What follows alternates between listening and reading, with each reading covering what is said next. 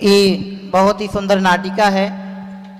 जैसा कि हम सभी जानते हैं कि संसार में यह जीवन आदि काल से लेके आज तक 4 गति 84 लाख योनि में परिभ्रमण करता हुआ निरंतर दुखों को भोग रहा है। उन दुखों का कारण क्या है और उन दुखों से छूटने का उपाय क्या है इत्यादि अनेक बातों का सार लिए हुए है नाटिका आप सभी के बीच में प्रस्तुत है। आप लोग अवश्य देखिएगा। और जो कि आयोजनों का उद्देश्य होता है कि यह जीव प्रभावना के साथ साथ आराधना के मार्ग में लगे, तो आराधना का मूल शुभारंभ कहाँ से हो, कहाँ से वह आराधना प्रारंभ होती है, आराधना का प्रारंभ कहाँ से होना चाहिए इत्यादि अनेक बिंदुओं को अपने आप में गर्भित किए हुए यह नाटिका आप सभी के बीच में प्रस्तुत है। एक बार जोरदार तालियों के माध्यम से बालकों का उत्साह वर्धन करें। बोले नंदीश्वर जी में विराजमान समस्त जिनेंद्र भगवंतों की प्रारंभ की। धनिया धोबी मेरा नाम, कपड़े धोना मेरा काम। मेल को भगाओ, दाग को मिटाओ, कपड़ों को चमकाओ, हो। धनिया धोबी मेरा नाम, कपड़े धोना मेरा काम। मेल को भगाओ, दाग को मिटाओ, कपड़ों को चमकाओ, हो। धनिया धोबी तेरा नाम, कपड़े धोना तेरा काम।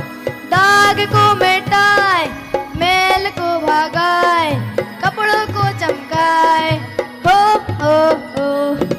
धनिया धोबी मेरा नाम, कपड़े धोना मेरा काम। मेल को भगाओ, दाग को मिटाओ, कपड़ों को चमकाओ, हो। अरे ये सेठ लोग कितने गंदे कपड़े कर लेते, इन्हें धोते धोते तो मेरी पप्पू की अम्मा आधी घिस गई है। धनिया धोबी मेरा नाम, कपड़े धोना मेरा काम। मेल को भगाओ, दाग को मिटाओ, कपड़ों को चमकाओ, हो। धनिया धोबी मेरा नाम। अरे भैया धनिया, अरे ओ भैया धनिया, धनिया। कहिए सेठ जी, कहिए क्या सेवा करूं? अरे भैया मैं परसों एक चादर धुलने को दे गया था, मैं तैयार कर दिया क्या? अरे बिल्कुल तैयार सेठ जी, एकदम झकाझक। यही रही, मात्र एक क्षण में देता हूँ। गुनिया, ओ गुनिया, सेठ जी की चादर तो ला जरा। जी मालिक लाया। अरे जल्दी ला, बातें कम काम ज्यादा कर। जी मालिक लाया। यह लीजिए मालिक सेठ जी की चादर। ठीक है इधर लाओ, पैसे मैं बाद में पहुंचा दूंगा। कोई बात नहीं सेठ जी, आप तो चादर ले जाओ, पैसे तो आते रहेंगे। ठीक है। इस तरह से हमने देखा दिव्यांश सेठ चादर लेकर के अपने घर की ओर प्रस्थान कर जाते हैं। अब इसके आगे क्या होता है हम देखेंगे द्वितीय दृश्य में। धनिया धोबी मेरा नाम, कपड़े धोना मेरा काम। मेल को भगाओ, दाग को मिटाओ, कपड़ों को चमकाओ, हो। जय जिनेंद्र रंगम भाई साहब। जय जिनेंद्र। आप तो बहुत दिनों बाद नजर आ रहे, कहीं बाहर गए थे क्या? हाँ बाहर ही गया था और आज फिर जयपुर जाना है। अच्छा मैं जो तुम्हें चादर धुलने दे गया था वह तैयार कर दिया क्या? सेठ जी धनिया तो समय का पाबंद है, आपकी चादर तो कब से तैयार है, बस 1 मिनट मात्र देता हूँ। गुनिया, ओ गुनिया, सेठ जी की चादर तो ला जरा। जी मालिक लाया। अरे जल्दी ला। जी मालिक लाया।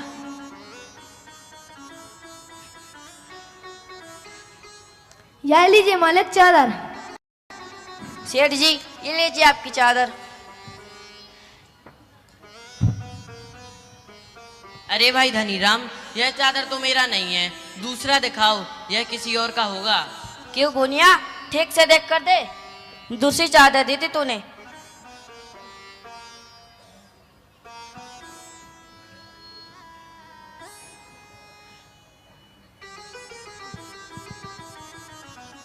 मालिक लगता है चादर बदल गई।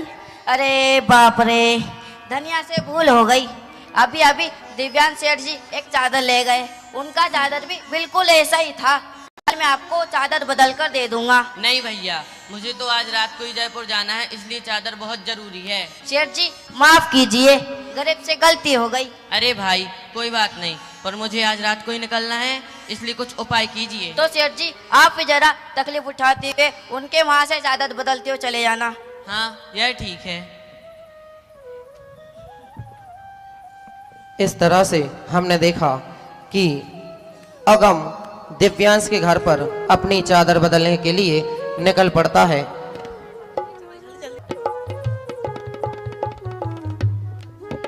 तो चलिए देखते हैं तृतीय दृश्य में।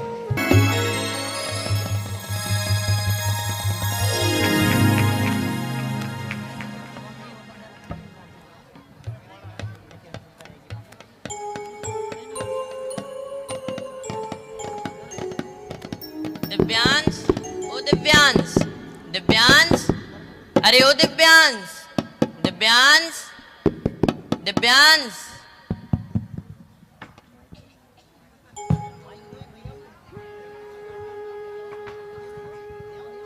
बताइए क्या हुआ? आप दिव्यांश को बुलाइए जरा जल्दी।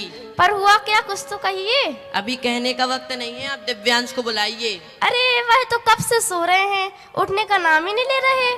अच्छा तो भाई साहब सो रहे हैं, दिखाओ तो। अच्छा तो भाई साहब चादर तान कर सो रहे हैं। दिव्यांश, ओ दिव्यांश, दिव्यांश, उठो भैया। अरे कौन बेवकूफ है जो मेरी नींद खराब कर रहा है? अरे भैया नाराज मत हो, मैं तो अपनी चादर लेने आया हूँ। अरे दिमाग तो खराब नहीं हो गया? एक तो मेरी नींद खराब कर दी। हा क्या मजा आ रहा था, दूसरे कह रहा मैं अपनी चादर लेने आया हूँ। मेरे घर को क्या धोबी की दुकान समझ के रखी है? अरे नहीं भैया, ये जो चादर तुमने ओढ़ रखी थी वह मेरी है। लो कर लो बात। अब पैसा मेरी चादर को अपनी चादर बताने लगे, हद हो गई। फिर कहना ये घर भी मेरा है। अरे भैया ये चादर मैं अभी धनिया के हाथ से धुला के लाया हूँ। अरे नहीं भैया। अरे नहीं नहीं मत करो, यदि आपका मन न भरा हो तो जाओ धनिया के जाके पूछ लो। देखो भैया, धनिया ने ही कहा है कि मेरा चादर तुम्हारे पास है। देखो एक बार में ही समझ जाओ कि ये चादर मेरा है, वरना ठीक नहीं होगा। क्या ठीक नहीं होगा? तुम भी अच्छी तरीके से समझ लो कि यह चादर मेरा है। नहीं मेरा है, मेरा है, मेरा है, मेरा है। देखो लड़ाई हो जाएगी। मैं कहता हूँ ये चादर मेरा है, मेरा है, मेरा है, मेरा है, मेरा है, मेरा है। इस तरह भ्रमवश दोनों ही मेरा एक है। चादर को अपना मान करके मेरा है। झगड़ा करने लगते हैं। सच ही कहा है, भ्रम है जहाँ भ्रमण है वहाँ। भ्रम से सर्वत्र कलह और दुख ही होता है, अर्थात हमें भ्रम से बचना चाहिए। पंडित टोडरमल जी कहते हैं कि भ्रम जनित दुख को दूर करने का उपाय भ्रम को दूर करना है। अतः हम भ्रम से बचें और सच्चा श्रद्धान करें। आइए चतुर्थ दृश्य में देखते हैं। दोनों परस्पर में झगड़ा कर रहे हैं। दिव्यांश और अगम दोनों परस्पर झगड़ा कर रहे हैं। इतने में चिन्मय और ज्ञानेश का प्रवेश। मेरा है, मेरा है, मेरा है, मेरा है, मैं कहता हूँ मेरा है, मैं कहता हूँ ना मेरा है, मेरा है, मेरा है, मेरा है, मेरा है। मेरा है। अरे भाई वहाँ पर कैसी आवाज आ रही है, चलो देखते हैं वहाँ पर मेरा क्या है। हो रहा है। मेरा हाँ हाँ चलो देखते हैं। मेरा है। अरे भाइयों यह क्या महाभारत मचा रखी है। देखिए ना भाई साहब, यह मेरा चादर ही नहीं दे रहा। बड़ा देर है भाई, मेरे घर में आके मुझे ही चोर बना रहा है, उल्टा चोर कोतवाल को डांट रहा है।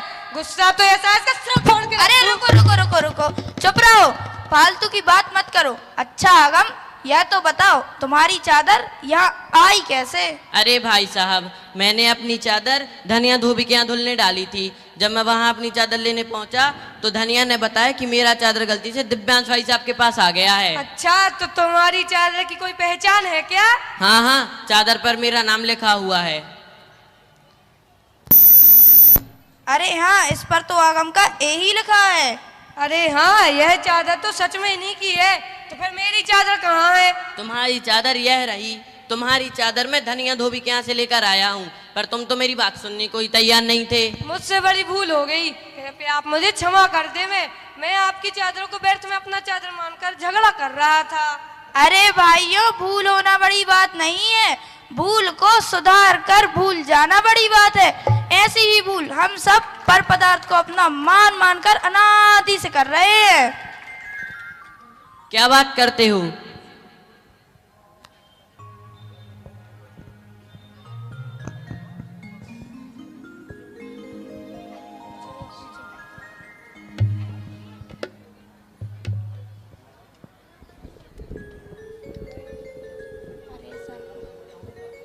इस प्रकार अभी यहाँ आप सभी ने देखा कि कैसे भ्रमवश यह जीव भूल करता जाता है और अनेक प्रकार के व्यर्थ के क्लेशों को प्राप्त होता है।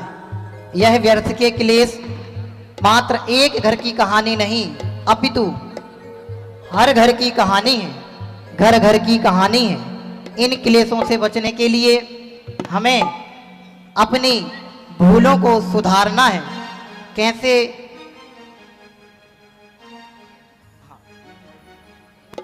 क्या बात करते हो? कैसी भूल? मैं तो कभी किसी की वस्तु को छूता भी नहीं हूँ। अरे भैया आगम, यह बात इतनी जल्दी समझ में नहीं आ जाएगी, इसे तो गंभीरता से समझना पड़ेगा।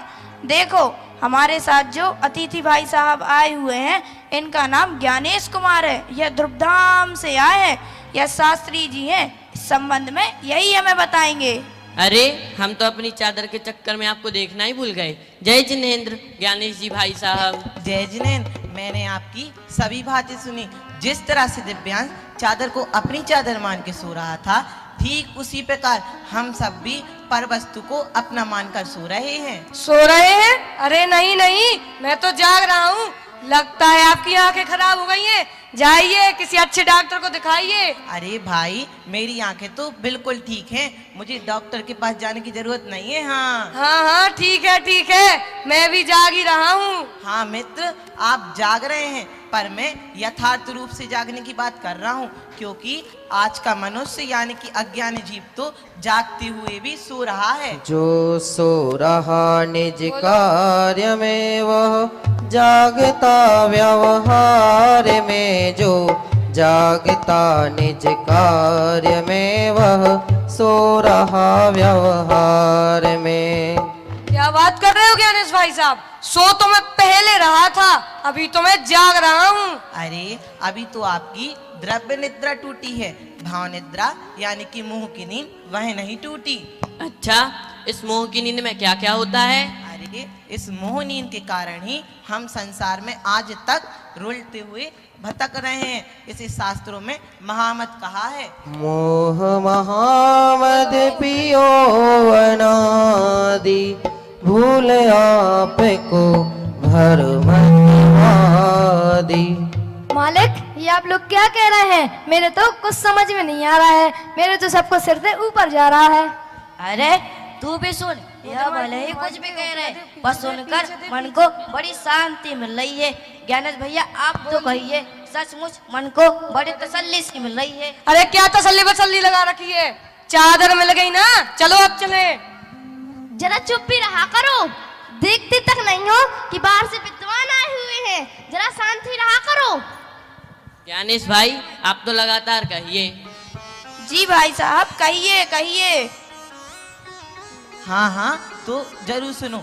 जिस तरह से दिव्यांश द्रव्य निद्रा में तुम्हारी चादर को अपनी चादर मान के सो रहा था, ठीक उसी प्रकार हम सब भी अपने पत्नी, पुत्र आदि पर पदार्थों को अपना मान मानकर सो रहे हैं। यही है मोह नींद का कमाल। अरे इस मोह की नींद में होता क्या? अर्थात जीव के सभी दुखों का मूल मोह है। अतः इस मोह रूपी बीमारी से, पिशाच से हमें पूर्ण सावधान रहते हुए मोक्ष के लिए पुरुषार्थ करना चाहिए। यह पुरुषार्थ कैसे करें, आइए देखते हैं इसी क्रम में। भाई साहब, यह बात पूरी तरीके से समझ में नहीं आई, जरा अच्छे से समझाइए ना। अच्छा तो सुनो, आप सब अपना नाम तो जानते ही होंगे। हाँ हाँ, क्यों नहीं, मेरा नाम दिव्यांश है। और तुम्हारा नाम? मेरा नाम अगम है। अरे अभी तो आपने ये शरीर के नाम बताए हैं, अपना नाम बताइए ना। लो कर लो बात, मैं और मेरा शरीर अलग थोड़ी ही हुए, हम दोनों तो एक ही हैं। अरे यही तो हमारी भूल है जो अनादिकाल से चलती आ रही है। इसी भूल के कारण ही हमें नरक, तिर्यंच आदि गतियों के दुख उठाना पड़ रहे हैं। यह बात तो समझ में नहीं आई। ठीक है, चादर में आपने चिन्ह दिखाकर समझा दिया कि ये चादर मेरा नहीं है, पर शरीर तो मैं ही हूँ, इस पर तो मेरा ही अधिकार है। देखो भाई, समझने से समझ में आता है, समझाने से नहीं। अगर आप समझने का प्रयास करेंगे तो अवश्य ही जल्दी समझ जाएंगे। बताओ, जीव किसे कहते हैं? एक बालक की जो यहाँ नृत्य कर रहा था, अभी उसकी नानी भी यहाँ बैठी हैं, बहुत प्रमुदित हो रही हैं। एक बार नानी के लिए जोरदार तालियां बजाएंगे। हाँ, कंटिन्यू। अरे भैया, जो जानता देखता है और सुख दुख का अनुभव करता है वही तो जीव है। और पुद्गल किसे कहते हैं? जिसमें स्पर्श, रस, गंध, वर्ण आदि पाए जाए उसे पुद्गल कहते हैं। स्पर्श, रस, गंध, वर्ण बनता पुद्गला। बहुत बढ़िया, आप सभी को तो सब कुछ याद है। अच्छा तो दिव्यांश, यह बताओ तुम्हारा रंग कैसा है? मेरा रंग तो गोरा है, गोरा। और तुम्हारा वजन कितना है? मेरा वजन है 80 किलो। तो अब यह बताओ कि गोरा काला रंग, हल्का भारी वजन और सुगंध और दुर्गंध किस में पाए जाते हैं? अरे अभी तो चिन्मय ने बताया था कि स्पर्श, रस, गंध, वर्ण ये सब पुद्गल में पाए जाते हैं। मुझे इतना भी याद नहीं रहता क्या? तो फिर यह कैसे भूल गए कि गोरा काला रंग और हल्का भारी वजन पुद्गल का है, जीव का नहीं? अरे हाँ यार, यह बात तो सच्ची है, यह सब पुद्गल का है, पुद्गल का। अच्छा तो सुनो, यह सब है पुद्गल को खेल, या सोना ही हमारो मेल। शरीर जैसे शरीर की पहचान का चिन्ह होता है, ठीक उसी प्रकार जीव की एक अपनी पहचान है, लक्षण है, वो है जानना देखना। हम सब जानते देखते हैं, इसलिए हम सब जीव हैं और शरीर अजीब। क्या बात है ज्ञानेश भाई साहब, आपने तो हमें सच्ची में जगा दिया। अभी तक हम शरीर और जीव दोनों के गुणों को अपना मान कर अनादि से कर रहे थे। अरे धन शरीर परिवार को तो छोड़ो, हमारे अंदर जो राग, द्वेष, गुस्सा आदि के घमंड, गुस्सा आदि के भाव है ना, वो भी जीव नहीं है, जीव का स्वभाव नहीं है। पर भाई साहब, इन सब भावों को तो हम ही कर रहे हैं ना। अरे चाहे प्रेम का भाव हो, चाहे क्रोध का, चाहे दया का हो, चाहे दान का, ये सब जैसा संयोग होता है वैसे होते हैं और अपनी अज्ञानता से होते हैं। अतः शरीर आदि पर पदार्थों के कारण होने वाले से या फिर दुख का कारण होने वाले से यह सब जीव नहीं है। पर पुण्य भाव तो मुनिराज के भी होते हैं। अरे मुनिराज का पुण्य भाव होता जरूर है, पर वह से अपना नहीं मानते, अर्थात वह इन भावों पर रीझते नहीं है। अगर उनको पुण्य पाप के भाव आवे तो वह से अपना दोष मानकर अपनी आत्मा में ही लीन रहते हैं। भाई साहब, आज तो आपने भेद ज्ञान का बड़ा ही सुंदर स्वरूप समझाया है, पर यह भेद ज्ञान होगा कैसे? अरे जब हम प्रतिदिन स्वाध्याय करेंगे, मनन करेंगे, आत्मचिंतन करेंगे, तत्अभ्यास करेंगे तो हमारे भेद ज्ञान अवश्य ही जल्दी प्राप्त हो जाएगा। कुछ समझ में आया गम भाई साहब? अब तो आप मैं के साथ रोजाना स्वाध्याय में आना। मैं तो आऊंगा ही और तुझे भी साथ में ले चलूंगा। हाँ क्यों नहीं, मैं भी साथ चलूंगा। हाँ, हम सब जरूर प्रतिदिन स्वाध्याय में चलेंगे। ये हुई ना कोई बात, आओ हम सब भेद ज्ञान प्राप्त करके मोक्ष महल की ओर चलें। अगर रास्ते में पुण्य पाप के भाव आवे तो हम इसे अपने ज्ञान भाव से नष्ट कर मुक्ति मार्ग की ओर बढ़ते चलें। भेद विज्ञानतः सिद्धा ये किल केचन, अस्यैवा भावतो बद्धा ये किल केचन। जितने भी जीव आज तक सिद्ध हुए हैं वे सभी भेद विज्ञान से ही सिद्ध हुए हैं, और जो आज तक संसार में रुल रहे हैं वह सभी मात्र भेद ज्ञान के अभाव में ही रुल रहे हैं। अरे भाइयों, रुको, कहाँ जा रहे हो? हमें यही संसार में छोड़ दोगे क्या? हमें भी तो साथ ले चलो। अरे आओ आओ, जिनमाड़ी माता तो हम सभी को मोक्ष मार्ग पर जाने का आमंत्रण देती हैं। आओ हम सब मोक्ष मार्ग की ओर चलते हैं। मुक्ति मार्ग प्राप्त कर बढ़े चलो, बढ़े चलो, बढ़े चलो, बढ़े चलो, बढ़े चलो, बढ़े चलो। मुक्ति मार्ग प्राप्त कर बढ़े चलो, बढ़े चलो, बढ़े चलो, बढ़े चलो, बढ़े चलो। रुको न एक क्षण कभी, बढ़े चलो, बढ़े चलो, रुको न एक क्षण कभी, बढ़े चलो, बढ़े चलो। मुक्ति मार्ग प्राप्त कर बढ़े चलो, बढ़े चलो। ये विकार मार्ग में बदल बदल के आएंगे, ये विकार मार्ग में बदल बदल के आएंगे। इस पुण्य का बना तुझे सदा रिझाएंगे, इस पुण्य का बना तुझे सदा रिझाएंगे। शत्रु जाने कर इन्हें दले चलो, दले चलो, शत्रु जाने कर इन्हें दले चलो, दले चलो। मुक्ति मार्ग प्राप्त कर बढ़े चलो, बढ़े चलो। मुक्ति मार्ग प्राप्त कर बढ़े चलो, बढ़े चलो।